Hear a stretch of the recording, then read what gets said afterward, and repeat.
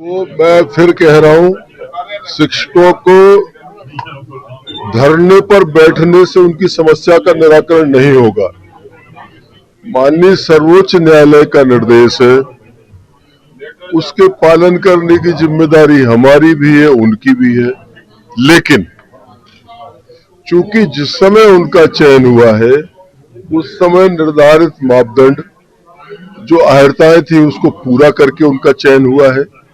इसलिए उनके साथ साथ हमें भी लगता है कि वो एक तत्कालीन समय की पूरी अहर्ताओं के साथ चुने गए व्यक्ति हैं।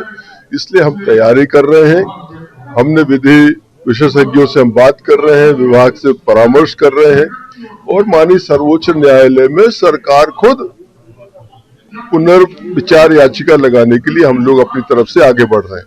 मेरा आग्रह शिक्षकों से है, आप धरना किसके खिलाफ दे रहे हो? सुप्रीम कोर्ट के। सरकार ने आदेश नहीं दिया। सरकार माननीय सर्वोच्च न्यायालय के आदेश के क्रियान्वयन का पार्ट है। ये सरकार का निर्णय नहीं उनसे परीक्षा करवाना, हम नहीं चाहते। देखिए, सर्वोच्च न्यायालय का इस देश में न्यायालयीन व्यवस्था ही तो है जिसके पालन करने की नैतिक जिम्मेदारी हमारी है। तो माननीय शिक्षकों से कहूंगा, बजाय धरना प्रदर्शन करने के उठो, कानूनी विधि विशेषज्ञों से सलाह लो और माननीय सर्वोच्च न्यायालय में पुनर्विचार याचिका लगाओ। सरकार भी उस पर आगे बढ़ रही है। माननीय मुख्यमंत्री जी का स्पष्ट मत है, उनके निर्देश है कि किसी भी किस्म की विसंगति ना हो। हम सर्वोच्च न्यायालय से भी आग्रह करें और इस समस्या का शीघ्र निराकरण हो। जो भी न्यायालय का निर्देश होगा उसका पालन करने की बाध्यता शिक्षा सरकार मंत्री का हालिया बयान काफी चर्चा में है। पहली नजर में तो ये बड़ा कंफ्यूजिंग लगता है ना?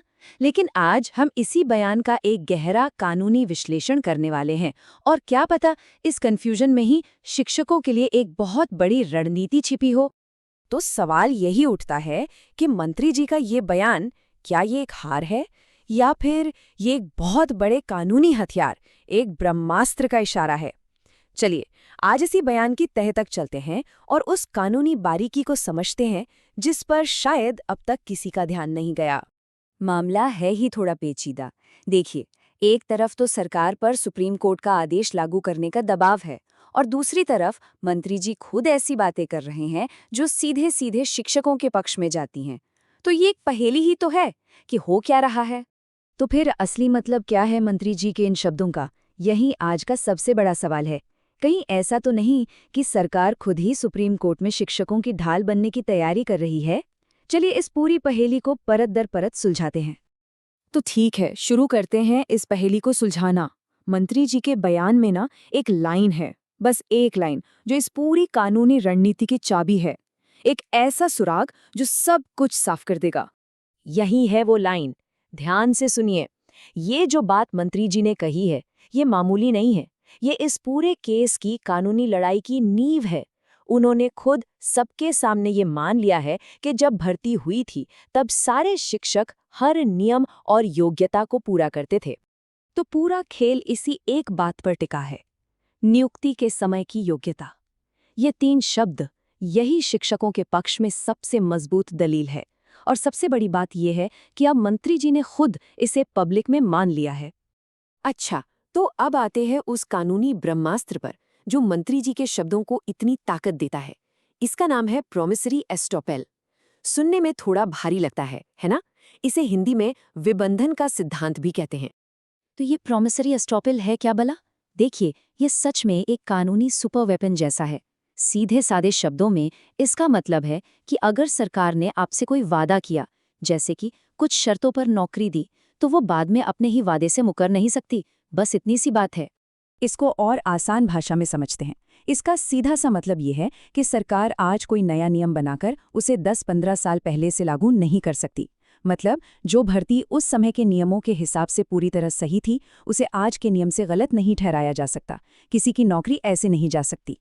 और अब आता है इस पूरे विश्लेषण का सबसे बड़ा, सबसे चौंकाने वाला हिस्सा। सरकार का अपना गेम प्लान क्या है? वो क्या करने वाली है?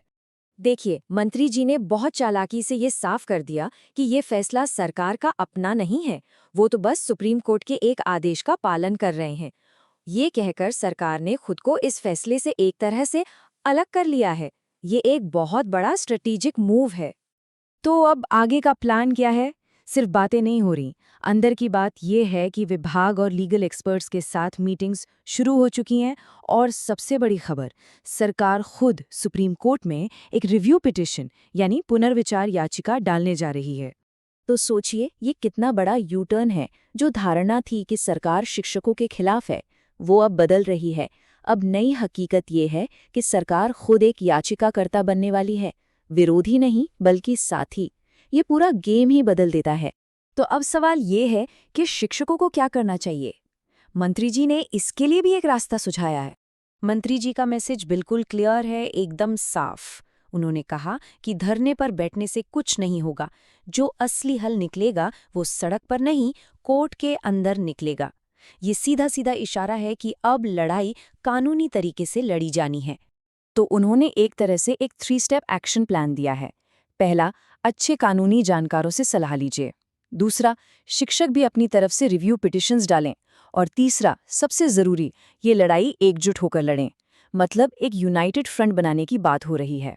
और इस सलाह के पीछे की स्ट्रैटेजी देखिए, कितनी ज़बरदस्त है। सोच कर देखिए, जब सरकार भी वही मांग कर रही हों और शिक्षक भी वही मांग कर रहे हों, जब दोनों पक्ष एक साथ सुप्रीम कोर्ट का दरवाज़ा खटखटाएंगे, तो कोर्ट पर दोबारा सोचने का दबाव कितना ज़्यादा बढ़ जाएगा।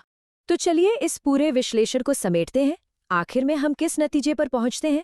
अब जो तस्वीर उभर रही है, वो पहले से कहीं ज़्यादा साफ और उम्मीद भरी है। तो 3 बड़ी बातें निकल कर आती हैं। पहली, सरकार अब विरोधी नहीं बल्कि एक सहयोगी है जो खुद याचिका डालने की तैयारी में है। दूसरी, जीत का जो रास्ता है वो नियुक्ति के समय की योग्यता वाले तर्क से होकर जाता है। और तीसरी, मंत्री का बयान अपने आप में शिक्षकों के पक्ष में एक बहुत ताकतवर सबूत, एक हल्फनामे जैसा है। तो जो निराशा का माहौल था वो अब एक सोची समझी रणनीति और नई उम्मीद में बदल रहा है।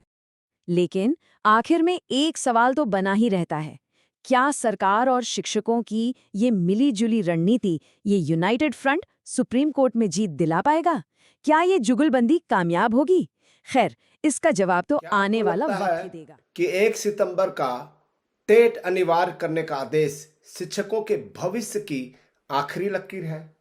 क्या 10 अप्रैल की याचिका खारिज होने से सब कुछ खत्म हो गया? मैं मानता हूं बिल्कुल नहीं। सुप्रीम कोर्ट का इतिहास गवाह है कि दर्जनों बार उसने अपने ही अंतिम आदेशों को न केवल संशोधित किया बल्कि पूरी तरह वापस भी लिया है।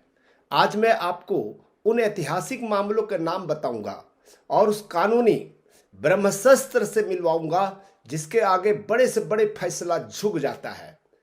साथियों, ये लड़ाई अभी खत्म नहीं हुई है, ये तो बस एक मोड़ है।